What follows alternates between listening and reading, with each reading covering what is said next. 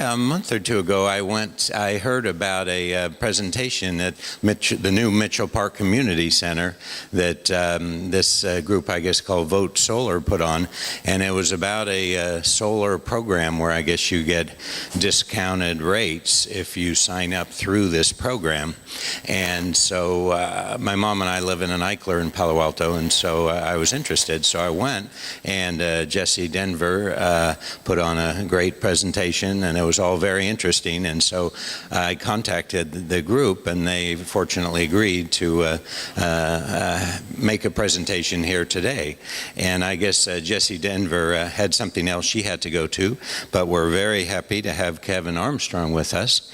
And he's a program manager at Vote Solar, and he co-leads Vote Solar's administration of group solar programs in an effort to help the solar industry reduce soft costs and Vote Solar's partners achieve the goals of their climate action plans. He previously spent 2 years with the City of San Jose and 2 years with the County of San Mateo, managing municipal renewable energy programs. He has degrees in civil and environmental engineering and city and regional planning from UC Berkeley and Stanford. So please give a warm welcome to Kevin Armstrong.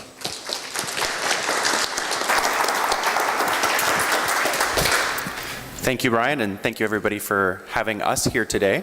I am Kevin Armstrong with Vote Solar, and we are the administrators of the Peninsula SunShares program, and that is the program that is currently running that you all are welcome to join if solar for your home is something that you're considering.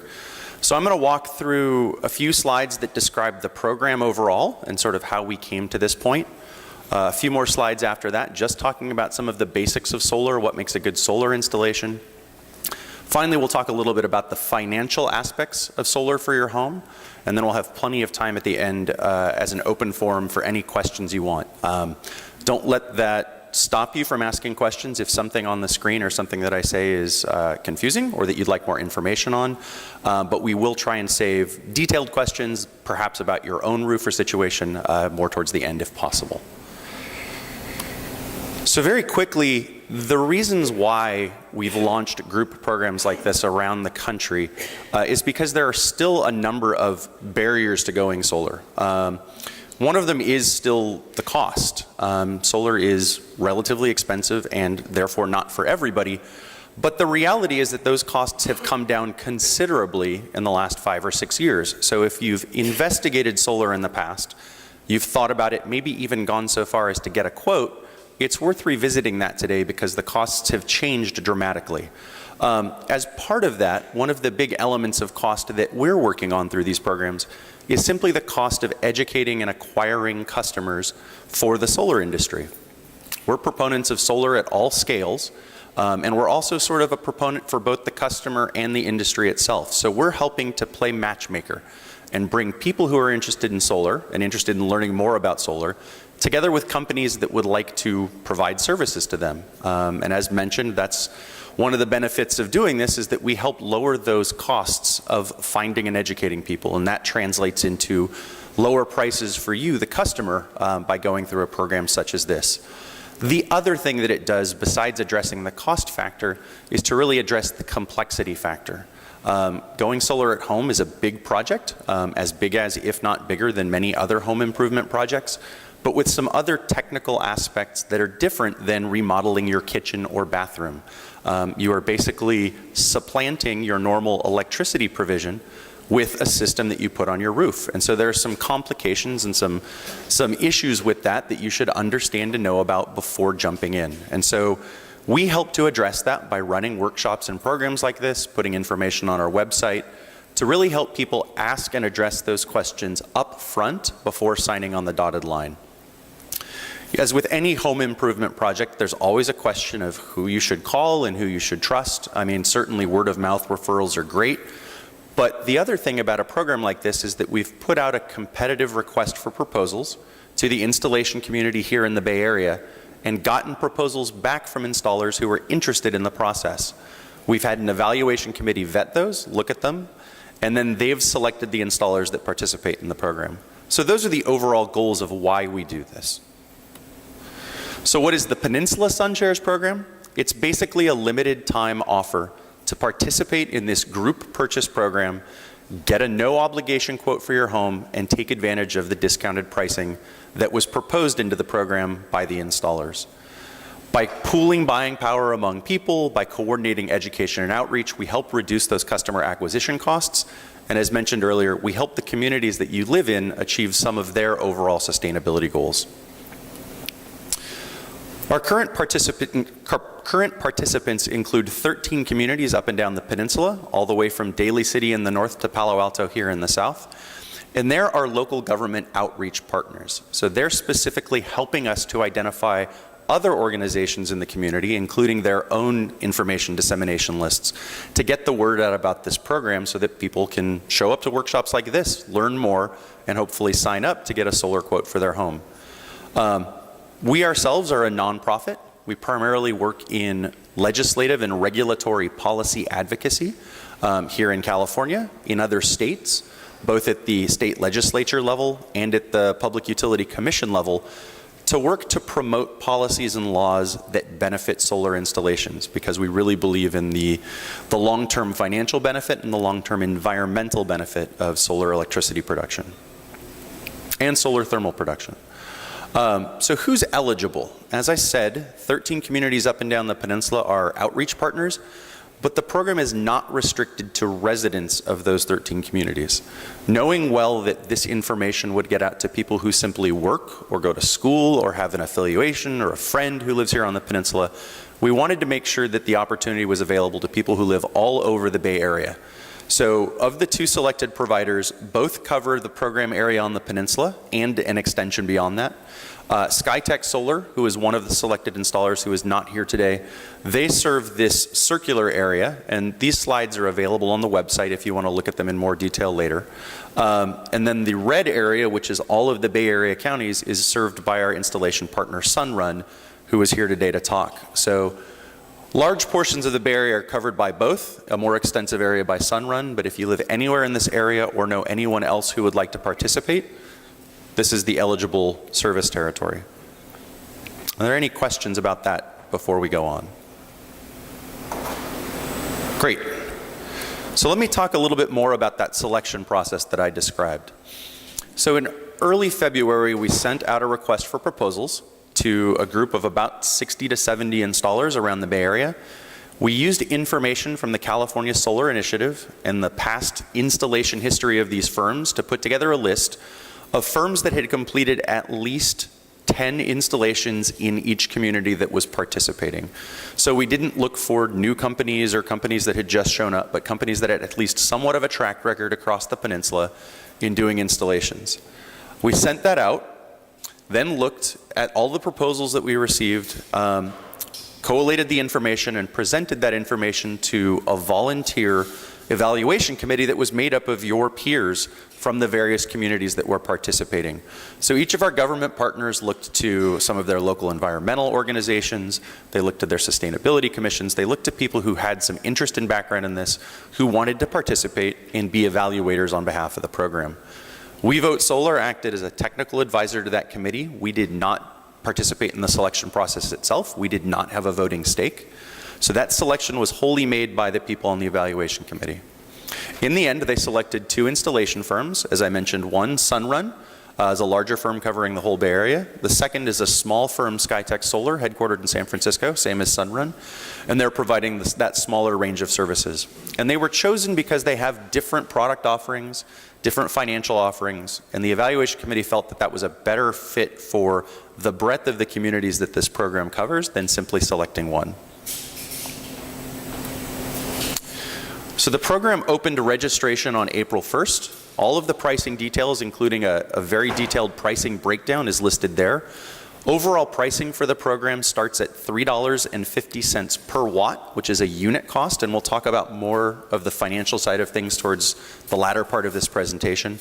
But all of the details, including what are known as adder costs, the financing details, those are all posted as a PDF on our website, and that's available through the web address that you see up on the screen, which is www.mygroupenergy.com/peninsula. And on there you'll find, the slides, you'll find the pricing details. So definitely look into that. There's some handouts that have that web address as well if you'd like to take one home. Registration is open now through the end of July, so that's the only hard deadline that the program has. And if you're interested in getting a no obligation quote from one or both of the installers, you simply sign up online, or you can give us information today. We'll get you entered in the system, and each or both of the installers will respond to you about setting up a time to look at your home in more detail. Once that happens, you have time after that to look at your proposal, decide whether or not to sign a contract. And signing that contract is what secures the discounted program pricing for you. Once that happens, installation is variable. It depends on the time it takes to permit a system through your local jurisdiction. It depends on your own personal timeline. It depends on the weather. So we let you and the installer work that out together on the terms that work best for you both. So those are the slides that cover the overall program structure. Are there any other questions about how the program's organized or any of those aspects before I move on to the basics of solar? Yes, sir. Can we? Thank you. You said the installation cost was $3.50 a watt, I believe. Is that correct? Yes. And That's the starting price, yes. Since my peak load is about 2 kilowatts, that's about $70,000 for me. Is that correct? 7,000. Well, you said $3.50 per watt. You said 2 kilowatts or 20 kilowatts? 2 kilowatts. So a kilowatt is 1,000 watts. So Right. 1,000 times $3.50 is 35,000 per kilowatt, right? 3,500. 3,500. Yeah, Thank you. Okay. yeah. Now, you didn't say anything about operating costs after the installation. Is that going to be covered later? So it depends. Those costs are usually quite minimal, but there's a difference in how you choose to purchase or finance the system. So I will speak more about that later. Okay, and one final question, which may not be, you want to talk about this later. Many communities allow surplus sun power, sun-generated power to be sold back. Do these two companies provide that? You may want to talk about that later when you get to that subject. Oh, no, I'll address that now. So that's independent of the installation company and depends on the utility service territory that you live in. In general, you get a very small amount of compensation for any excess electricity you produce during a year above your aggregate consumption level. And that is all set by either utility itself, if it's municipal, like here in Palo Alto, or by the CPUC if you live in investor-owned utility territory like PG&E. So in general, the goal is to size a system pretty close to what your electric load is. You don't really want to overproduce a large amount because the return on that excess production is not very high. Sir? There's also a question about price. Excuse me if you've already said this, but you mentioned this $3.50 a watt as a discounted price. How much is the discount, and compared to what as the base? So that price is between 10 and 15% off of what we consider to be the current market average. The current market average for most system installations that we've been tracking in the Bay Area is more in the high $3 to low $4 a watt range. But all of that varies by installer, by the type of equipment you choose. So it's not a hard and fast single number that we can provide, but that gives a rough idea of what the cost differences are.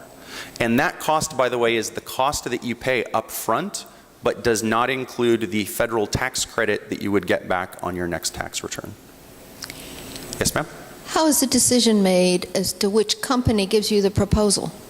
So the evaluation committee looked at a host of different criteria, including price, including longevity in the marketplace. No, I understood that, but then you ended up with two companies. So do they collaborate on giving you a proposal? No, you're able to register and choose to receive a proposal from either or both as you decide. And we've put the pricing information up for both firms on the website. And again, the service territory may make a difference if you live further away. But if you live within the scope and realm of both installers, you're welcome to get a proposal from both. I understand that some of the installers keep the solar credit to use for their company. Is that what you've heard? So that generally happens if you choose a type of financing where the solar installer or its financing partner continues to own the system, in which case, as the owner, they're the one eligible to take the credit. If you purchase and own the system, then you are the party eligible to take that credit. And I'll get into some more details on that in just a sec. So if there are financing questions, let's hold on to those, and I'll talk to those more at the end. Any more last questions just about the program structure? Yeah, I have two questions. If you... Oh, yes. Yeah, I have two questions. If you were to talk about that later, I wait, no? Sure.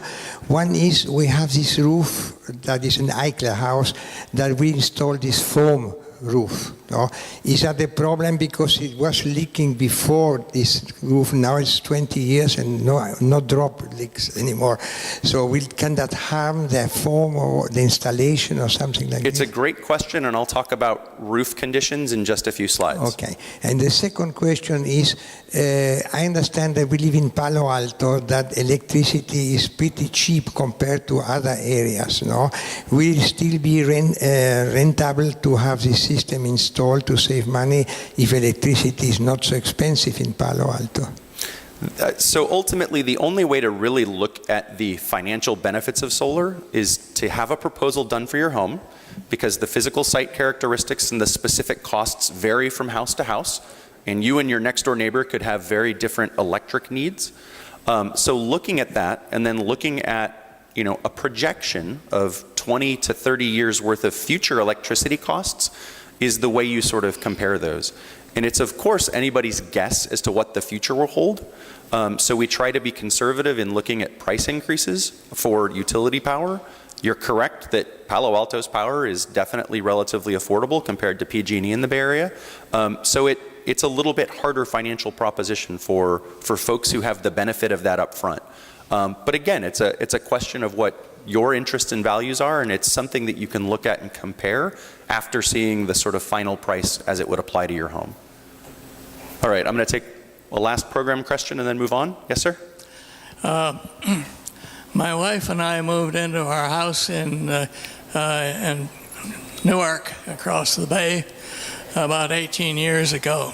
And after we moved in, we contracted with a solar company to put a solar system on our roof. The roof is covered with about two-thirds panels, and it's been giving us something like roughly a third of our electric requirements. Now, fast forward to now, we're still operating. The only other, there are two houses that have one panel each, and that's the whole sum of what our neighborhood has. Mm-hmm. So something is wrong with this picture.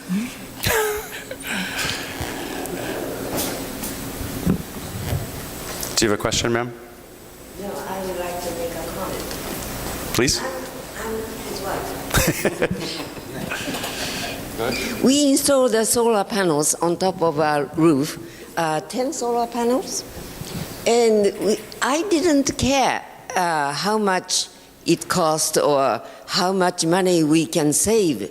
What I did was that to reduce the consumption of petroleum products is not good because of the carbon oxide and other pollutions.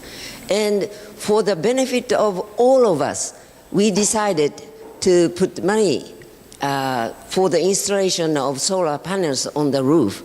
And we didn't regret, and we both worked. So financially, it didn't matter. So most people may think or may look at things from the financial point of view, how much money we can save or something. But there's another point of view. We can, save the earth. That's, thank you.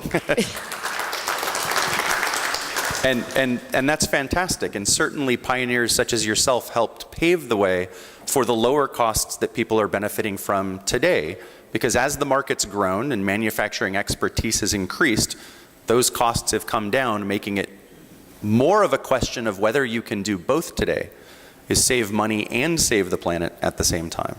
So let me jump ahead. If we have questions about financing or solar suitability, we'll get to those in just a sec. So just a real quick background on how this all works for those of you that haven't gone through this before. It's pretty basic when you come down to it. You put solar panels on your roof, normally on your roof, because most people don't have yards big enough to put them in, and planning and zoning codes aren't super friendly to backyard installations. So you put them on your roof, and they collect sunlight. The sunlight hits the panels and creates direct current electricity, similar to what you would get out of a battery. That then runs down the wires that are on the side of your house and conduit to a box called an inverter that is next door, usually to your electrical panel.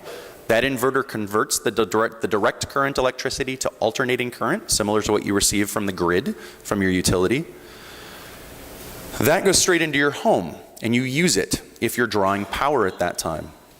If you're not, or you're not drawing as much as the system is producing, that power then flows back out through your meter, and it counts whether that power is going out or in from the grid.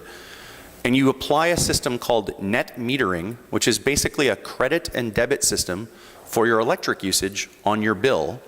And that credit and debit system occurs over the period of a year. And so over that year, you total up the credits and the debits, and together you add them up and come to a total for the year as to whether or not you have produced more or consumed more over the course of that year period. And the rationale for that year period is that, across the seasons, across day and night cycles, you're going to see an evening out of your usage between nighttime consumption when your panels aren't producing, daytime consumption when your panels are producing and might be sending power back to the grid. And so you need a time period long enough to account for that variation, and then you even things out. Any questions about sort of that basic how that works, and then we'll move on to a solar site sort of view. Yes, sir. Can we have the mic?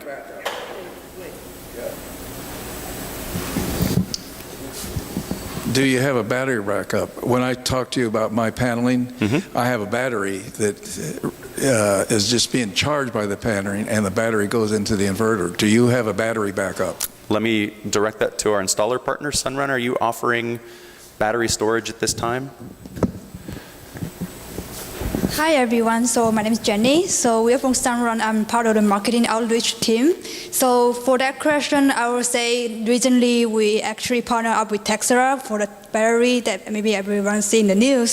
So we're coming up for a battery as an add-on to our program in maybe next couple months or later. So definitely we have a battery add-on for this program. Yes. So to summarize, it's in development and coming soon, but may not be available just yet. Yes, sir? I heard somewhere that they said that solar panels deteriorate over time. Now, how long do they last? And then what generally, then you have to replace them, is that correct? So they're pretty robust devices, and we'll talk a little bit more about warranties towards the end. But in general, they degrade in the neighborhood of 0.5% a year in terms of the amount of power they produce relative to their initial state. So if on day 0 they produce 250 watts, each year that power production capability will decrease by roughly 0.5% on average. So the expectation and the warranties are structured such that at the end of 25 years of use, your panels should still be producing 80% of the electricity they produced on day 1. How long they will actually last and continue producing any power is of course anyone's guess, but there are certainly panels from the past era that have run for 30 and 40 years and produce, a significant fraction of their first day's production. So they can last a considerable time. We put on solar panels about, 4 years ago, and they produce most of our electricity, and we actually have some left over that we sell back to the city. So the system cost it was $20,000, but then there was a rebate, so it came down to like $17,000. And And we make about $35 to $40 extra electricity every year that we get as a credit from the city, and then we can use it up if we need to. And it kind of goes back and forth. But then we get a bill only once a year from Palo Alto. Yeah. Yeah. So it's very efficient. And that's part of the... It needs to be washed. That's the only cost we've had, is to pay some kid to get up on the roof and wash the panels, because they perform a lot better when they're clean. And a lot of that will depend on your neighborhood and how much dust, pollen, and or animal droppings they collect. So it's highly dependent, but yes, washing is primarily the only form of operations and maintenance that you will really need to do unless something breaks, in which case you should be covered by product warranties. Can we? How often you have to wash it? Generally, the sort of, I don't know, rule of thumb or back of the envelope is once a quarter, once every 3 months, quarterly. But really it just depends again on the environment you're in and whether you see a drop off in production where you are. Thank you. I just wanted to add that we have a computer readout of our system, so we can watch it online, and if it starts sagging or looking like it's not producing as much, we know it's time to wash them. So now I'm going to talk a little bit about what makes a good solar site. So there are 3 primary considerations. One is orientation, the second is shade or shading, and the third is mounting location.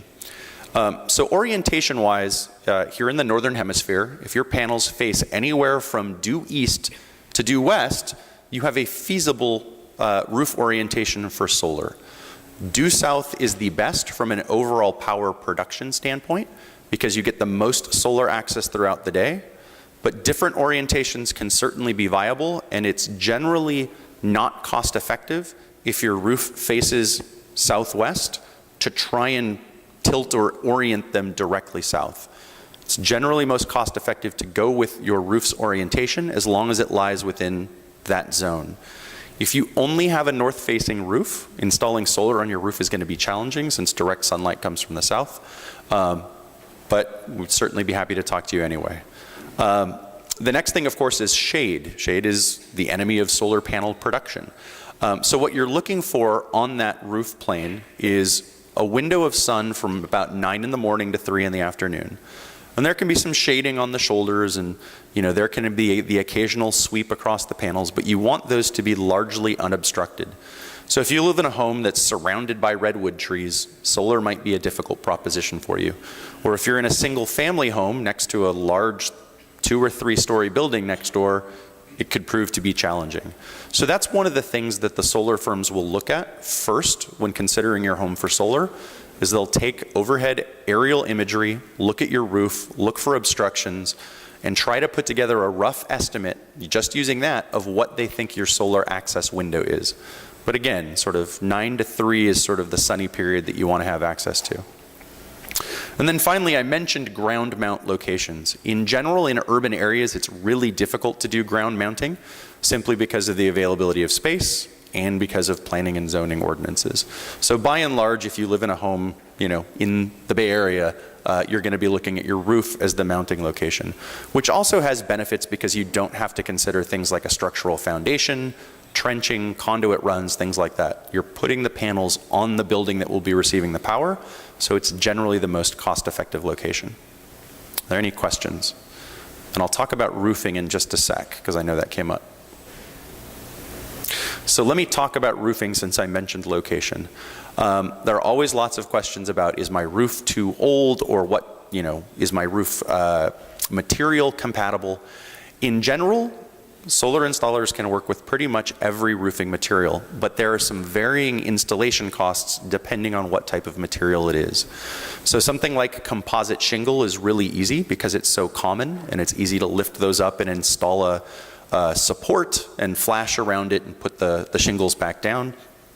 Breakable materials like old wood shake or clay tiles are a bit more difficult. They can certainly be worked with, but there's what's called a cost adder that goes to that. And when I mentioned the detailed pricing that is up on our website, it includes adder costs for those different roofing materials. So when you get your proposal through the program, you should get an itemized breakdown that shows the base program cost plus any of those applicable adders that are needed to make an installation viable on your home. So it should be pretty transparent, and there shouldn't be any surprises as to where that cost came from. Now, in terms of roof age, as we mentioned with the solar panel production, these things last quite a while. So in general, you want your roof to last as long as the panels will. So if you have a roof that's 25 years old and is showing signs of wear and you know has a leak or two, it probably is wise to at least consider re-roofing a portion before you install panels on top of it. If you have a brand new roof that's less than 5 years old, you should be great and fine. I'm sure your roof's in great condition. If you're in that middle zone, 5 to 15 years, then it's really going to depend on the degradation that your roof has experienced, the type of material it is, and that's the type of thing where you would want an installer team to actually take a look at it and look at the section of your roof where you'd be interested in installing panels. And they can then make an assessment about whether installation of panels will, be great because the roof has enough life left in it, or whether it's something that you'd want to consider addressing beforehand. Question from behind the camera? Someone from Sunrun who I called up said that Sunrun doesn't install solar systems on top of tar and gravel roofs. So I just wanted to ask, is that correct at this point in time? Jenny, you can respond, but we've talked to Sunrun about this as well, so I'll. So basically, as I know, we do working with the tiles and most likely the common one. So for that time, we will need to talk to our engineer to see what kind of material, particularly because we have program it's actually built for every single house and it's customized for everyone. So we need to look at that before we actually get to your question, because this is just very technical thing. So I would like to pass on to our engineer to answer that question. And so I'll respond. We had a conversation with our internal program partner at Sunrun this week about tar and gravel roofs. And their response is that they're putting a temporary hold on tar and gravel roof installations while they do some analysis about the exact structural and roof conditions for tar and gravel roofs that make installations feasible for them or not. So they've had some older tar and gravel roofs that have presented some issues with regards to structural integrity, and they of course want these systems to be placed and installed in ways that last. So they're revisiting that policy currently. They encourage people to sign up if they are interested in Sunrun. But there may be a bit of a delay in installation while they look back to that policy. And as Jenny mentioned, look at the specifics of various tar and gravel roofs in order to understand some of the specifics of what the issues they're encountering are. Hi. Yes. Hey, quick question. What do you think about, a solar carport where you don't have a carport, and you just build a little structure over your driveway and it becomes a carport and a solar as an alternative to putting it on your roof? So there's a couple things. The construction of the carport wouldn't be included in the installation cost here. So that would just be a separate project cost. And then again, I think like a ground mount location, a lot of it would just come down to local planning and zoning and whether you are allowed to install on an accessory structure in the same way that you would install on a main structure. And I would need to look into the local planning and zoning requirements here in Palo Alto or other communities to say whether that's allowable or not. In other communities around the US, we've seen it be feasible, and in other communities, we've seen it be infeasible. And so it's very location specific. Any questions about the physical suitability for solar? I'm going to move on to financial. Yes, sir, you have another question up here. Just to add a bit of information, we have a tar and gravel, and I use commercial pallets to solve that problem. You know what a commercial pallet is? Mm-hmm. Okay, it works perfectly. Doesn't break the integrity of the roof, and yet it makes strong support for my solar cells. Definitely something to share with the installers then. What I should have also mentioned is the second installer, Skytech, who is based in San Francisco, currently installs on tar and gravel roofs throughout their service territory. So that's definitely an option if that's the roofing type you have, is to consider them for a more quick installation process. So I'm going to jump forward and talk about the financial benefits of solar, and I apologize, the example we have in here is PG&E and not Palo Alto, but the general rate structure and the general benefits of solar financially apply in both cases. So what happens when you produce electricity through solar? If you're on a traditional residential block rate, not a time of use rate, but a block rate where a certain amount of kilowatt hours is charged at rate 1, and the next amount of kilowatt hours is charged at a slightly higher rate, and so on. When you produce solar over the course of the month, any production that exceeds your generation gets credited back at the highest block that your usage hits. So again, just using this PG&E example, there are 5 rate tiers for PG&E, so you start applying it to whatever the highest tier your usage fits. If you're in rate tier 5, then you start knocking off those expensive kilowatt hours first from your bill overall. If you only get up to rate tier 3, then it's rate tier 3 kilowatt hours that your credits are being applied to your bill at. So the same holds with Palo Alto, it's just that the rate tiers are different and the rates themselves are different. So that's how you begin to accrue credits on a block rate. If you're on a time of use rate, which traditionally is a much smaller proportion of the population, then you get credits on your bill at the time of use that you're pushing those back onto the grid. So if that's during the day, say when you're at work or you're just not drawing much power at home, you're getting credits for a high daytime rate. And if you go home at night and you have the lights on and you're running the TV, you're drawing power at a lower nighttime rate. So in each situation, your credits are accruing at the highest rate applicable for your billing period. And that's part of the, quote unquote magic of net metering, is you're getting credits when they're valuable, and then you're consuming electricity generally when it's less costly. And so that works to your financial advantage overall. Are there any questions about that rate structure? There's a question in the back.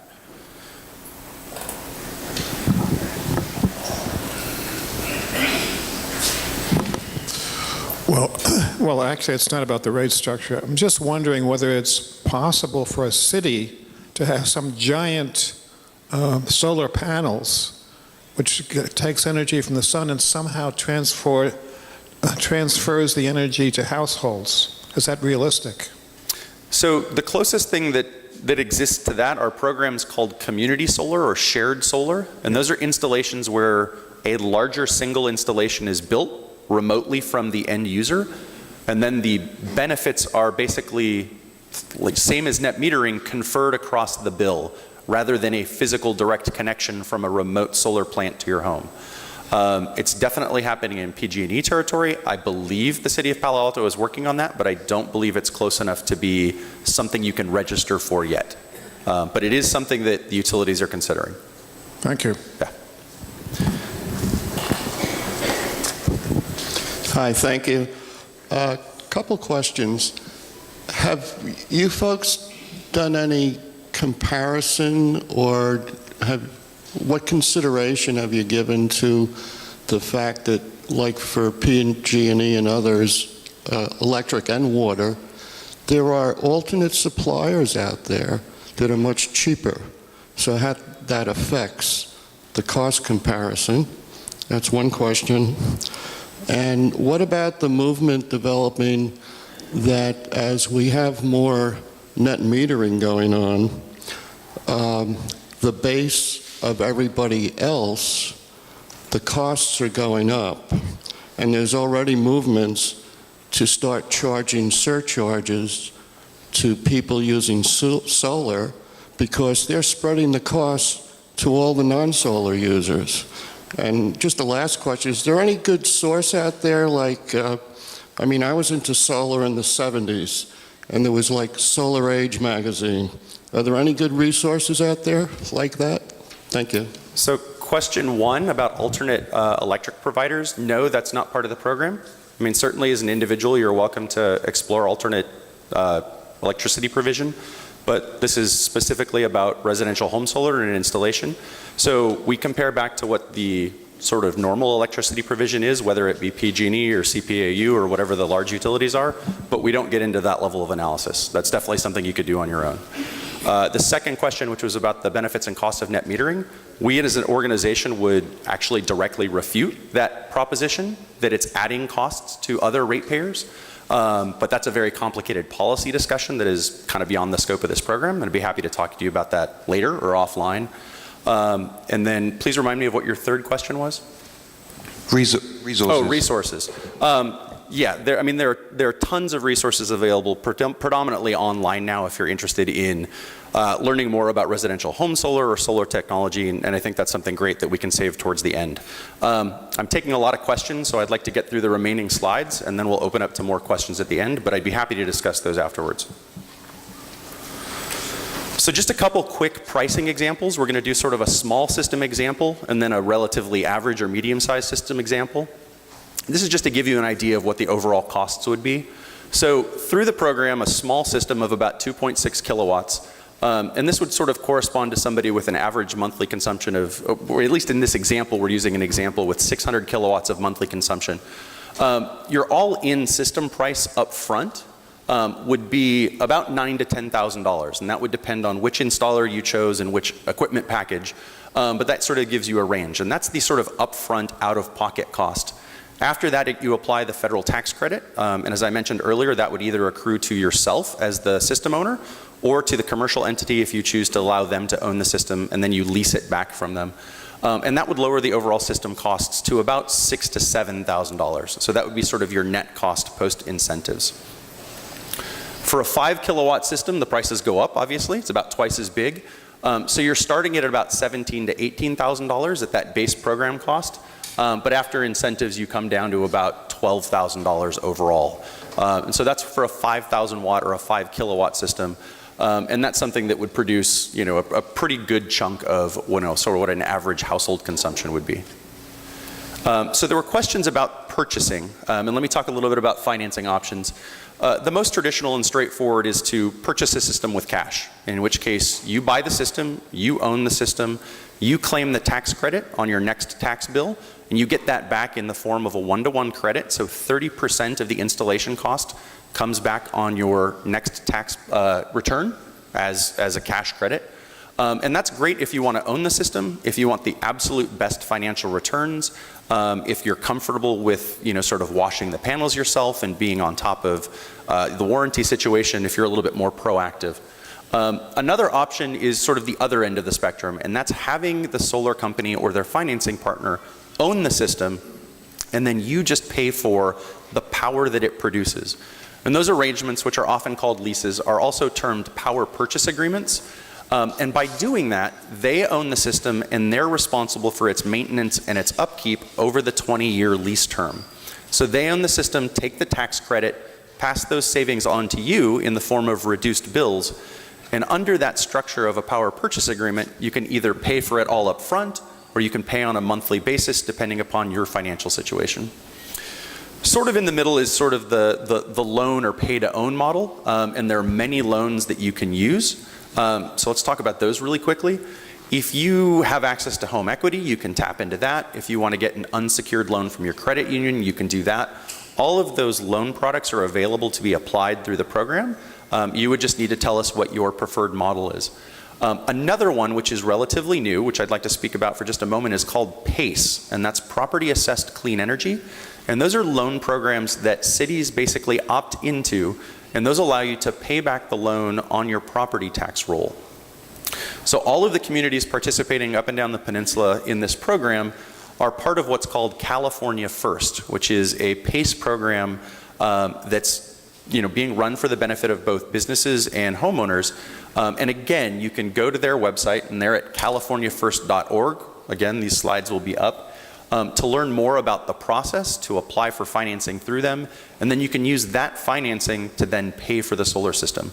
The big benefit is that if you move during the time that those payments are being made, the payments stay with the home rather than with you. So unlike a traditional loan, if you moved, you would either need to pay it off or keep paying it in the future, but because these payments run with the home, they stay when a new homeowner moves in. So that's one sort of significant advantage.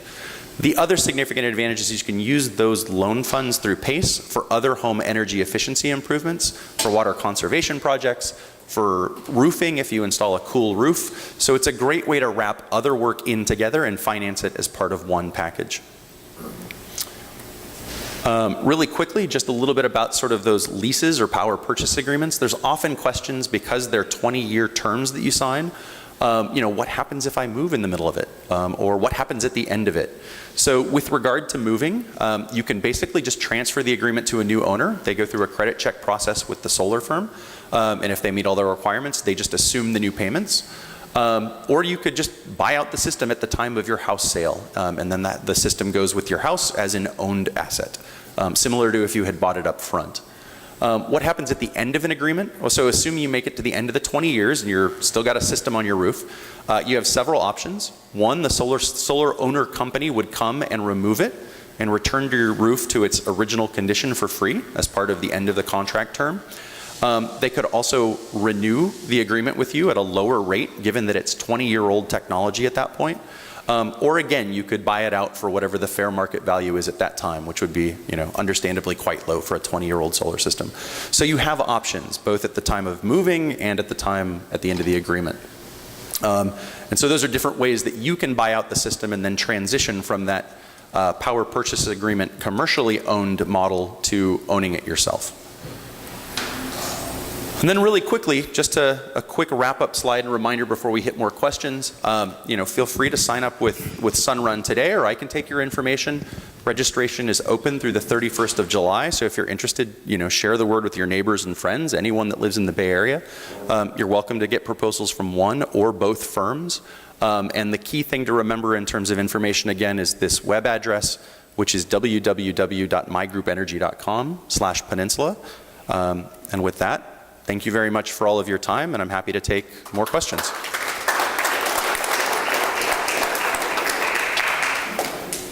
Yeah, I have a couple of questions. So one question is,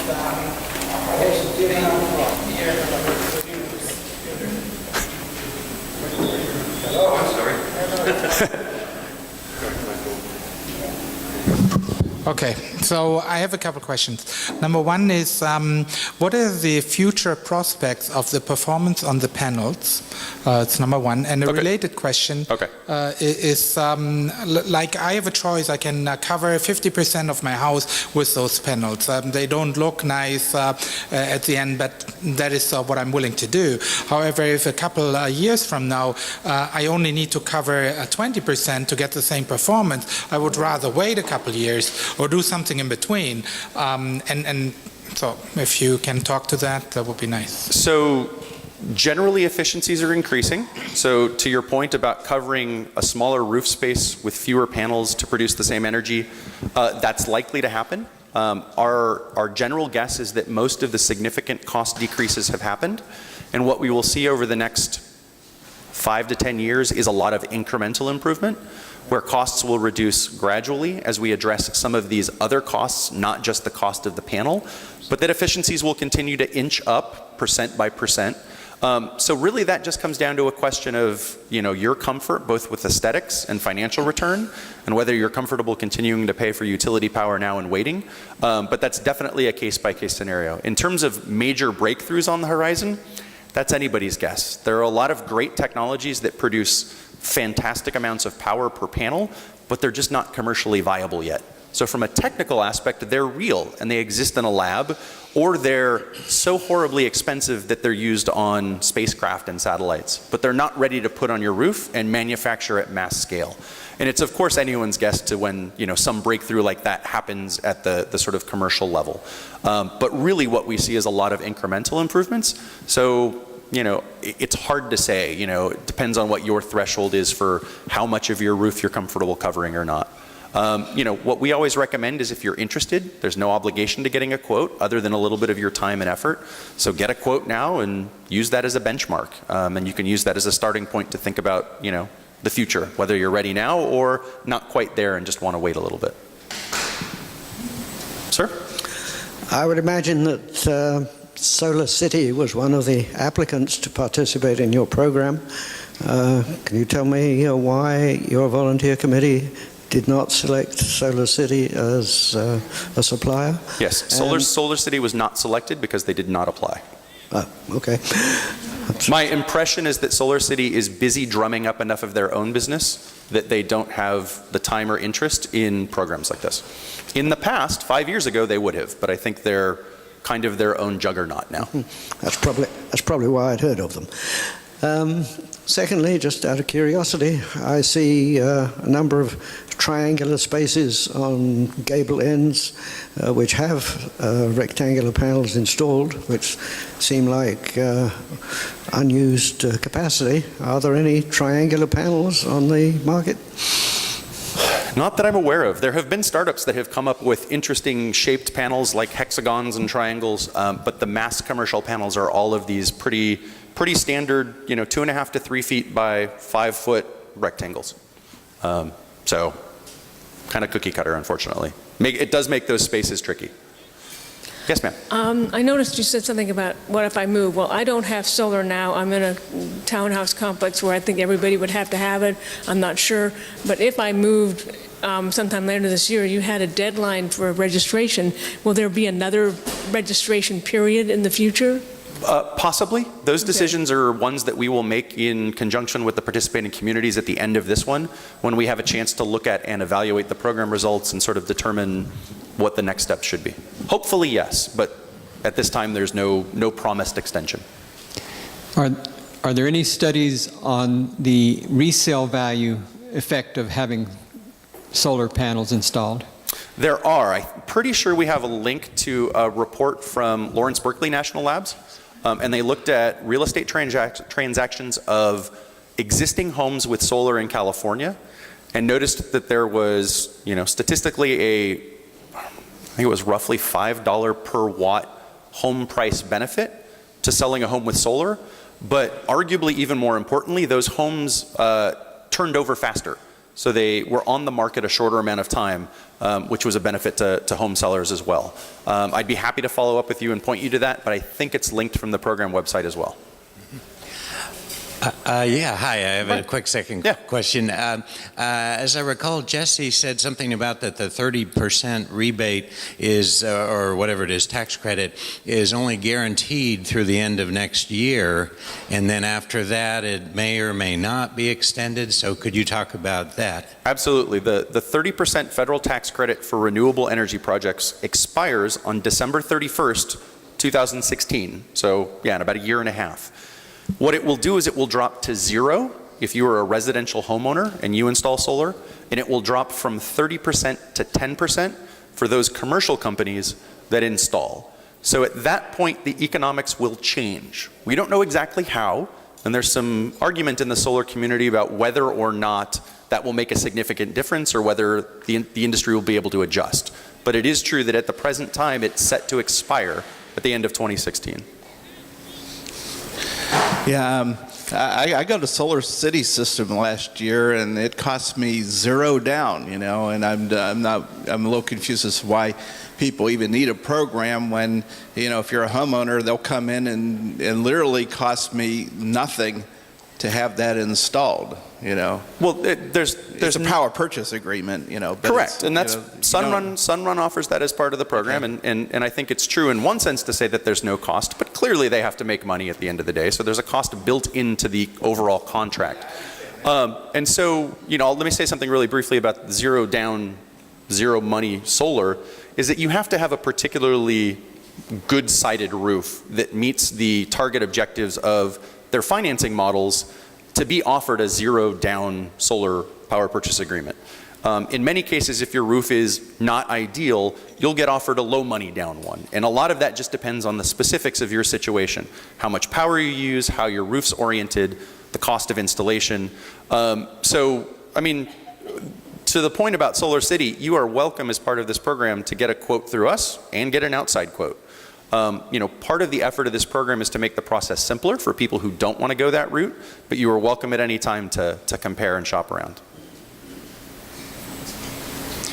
Yes, this is about unattended circumstances. It may not have worried this immediate time, but it's called the electric car syndrome. The people that pay taxes on gasoline are getting back at the electrical car people because they aren't part of the infrastructure of the highway with the taxes. Eventually, people that have these systems with battery backup are only getting money from PG&E, not paying for the infrastructure. So there may be an unintended circumstances that there'll be kickback and all kinds of political problems for solar cell people. How do you address that? I mean, we work at the regulatory level and at the legislative level to help address and make sure that those policies are fair and that they encapsulate both the costs and the benefits of providing service to people around California. I mean, most of that work is done for the IOUs, so for PG&E, Southern California Edison, and San Diego Gas and Electric. The City of Palo Alto and municipal utilities are regulated differently, so they make their own rules through different processes. But part of our organization on the broader scope is to be a part of those conversations and to make sure that those things are sustainable, because we don't think it does anybody any good if, you know, one party benefits excessively and then the rules all blow up. So. Oh yeah, no, we're part of it. I mean, we're part of the current net metering proceedings at the CPUC. We're part of the rate reform movement at the CPUC. I mean, we're in the trenches on this stuff. Yeah, I have two questions. One is your program going to continue in an advisory level or anything after this deadline? I mean, we the organization will be around, and if you go through the program and have a question after the deadline, we won't turn you away, but not in a formal sense. I mean, there's no formal ongoing relationship between ourselves and the cities participating to provide services past the program deadline. Okay, and the other question is related to the leasing program. You didn't touch on the insurance liability. When I had somebody come to my house, I mean, he just knocked on the door, and you know, we got the contract and I read the back of it, and it had I had to contact my insurance company to relieve them of some liability when they came and did services on the roof. Do you know anything about that? I mean, you would certainly, I mean, all of the companies that submitted proposals have, you know, current workers' comp insurance and liability insurance with regards to providing workers that do work on the systems on their roof. With regard to your own homeowner's insurance, it's a little, I mean, it's absolutely something you want to do beforehand, is talk to them as to, you know, what effect and sort of what responsibility you would have. I mean, it's, in some senses, it's no different than allowing any worker onto your property. Not true. It said you could not subrogate to them. I mean, you know, that the insurance company cannot subrogate if something occurs, which means in insurance terms that, like Allstate, my insurance company cannot, if something occurs, I call my insurance company and they pay for it, but then they go after the company that was involved. That is what the relief is. So I don't know if anybody has looked into this, but it made me uncomfortable at the time. I'll have to look into the specifics of the specific contracts that are being offered here. I don't know the details of what Sunrun offers in theirs, but we could look it up. Thank you. Yes, ma'am. I would like to add one thing. I said a little while ago, we put the solar panels on top of our roof decades ago, and the purpose of that was that I wanted to not to make our environment worse. And by installing the solar panel, we can reduce the oil consumption, and at the same time we could enough power from that. And that's the reason why we went solar. Well, you didn't touch that point, but the objective of installing the solar panels, I think 10, right? 10 solar panels, is that not to degrade our environment. That's our purpose. Definitely a long-term benefit. So I have time for a couple more questions, and then I unfortunately need to run out. Okay, one comment. I'm actively investigating solar, so we talked to Solar City, and the first and unfortunately very unpleasant reaction was they were so pushy. They wanted me to sign a contract over the phone. The first hour I talked to them and said, hey, get it down, do it. You can always get out of the contract, even up until the day before installation. Even with that in mind, I felt very uncomfortable. They were really pushing. At the end, their offer was much worse than what we got through your program. So that's just a comment. A question I have, can you talk a little bit about the technology which avoids the Christmas light effect on the panels, meaning the panels are run to the inverter, in the old days serial, and now there are other technologies which avoid that, meaning if one panel dies, the whole system dies, and there's technology to go around it. Can you talk about that a little bit? So both installers are offering different inverter technologies. The first that this gentleman described was a serial or a string inverter where all of the panels are tied together into a single inverter. It's generally a little bit lower cost option because it has less power electronics overall. And that's a little bit kind of a more straightforward installation with a lot of history of installation experience. The second kind are either called microinverters or they're sort of hybrid inverters with power optimization technology that's installed in all the panels, and that's more of what you're talking about on the other side, where each panel acts a little bit more independently. So say a shade tree, or shade from a tree crosses over your panels. In the original model, the serial installation, shading a panel or two along a string can basically degrade the production of that entire string.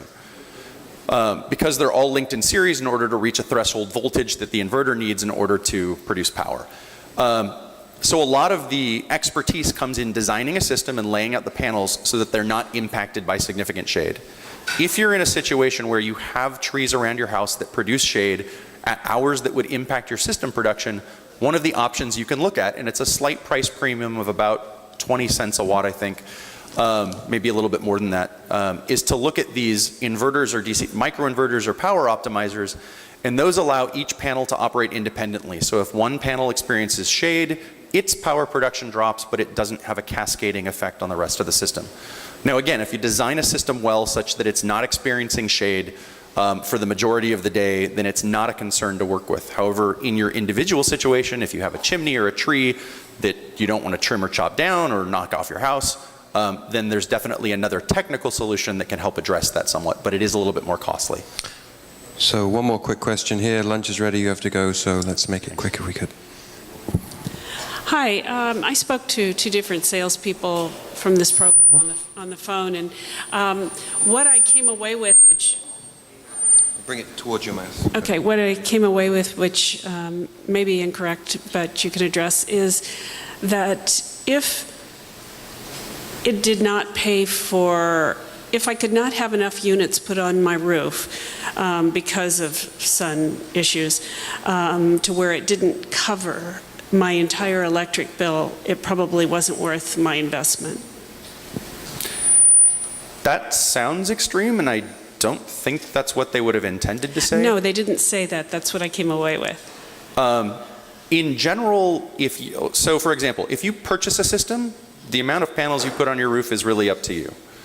They certainly have system minimum sizes that they'll install, and part of that is technical, and part of that is just to achieve a system size that allows them to offer a competitive price. But you can certainly install that minimum size even if it's much less than your total electric bill, and you're just willing to cover half of it or even a third of it or whatever. On the leasing or power purchase agreement side, it's a little bit different story because the money that's backing the systems, the money that actually owns it, comes from banks or financing partners who have specific requirements on the types of systems that they are willing to finance. And so that's not necessarily available at that level because they want to see that a system covers a certain percentage or proportion of your electric bill in order to be deemed a lower credit risk overall. But that's on the power purchase agreement side. The specifics of it are obtuse and complicated and not even things that we're privy to. I know that that exists, but on the purchase side, you can generally purchase whatever you want. So if you're having any questions like that, like part of the reason we're here in the program is to help navigate that. So please feel free to contact us at the Peninsula SunShares email address. Let us know what the specific issue is, and we'll help, you know, sort of escalate that and work it out. Because yeah, those issues do happen. I mean, you know, companies disseminating information through the companies about these programs is not perfect all the time. We wish it was, but sometimes people get it wrong. So we're happy to help sort through those issues. Okay, Kevin, Jenny, thank you very much. Very informative. Thank you everybody for your time.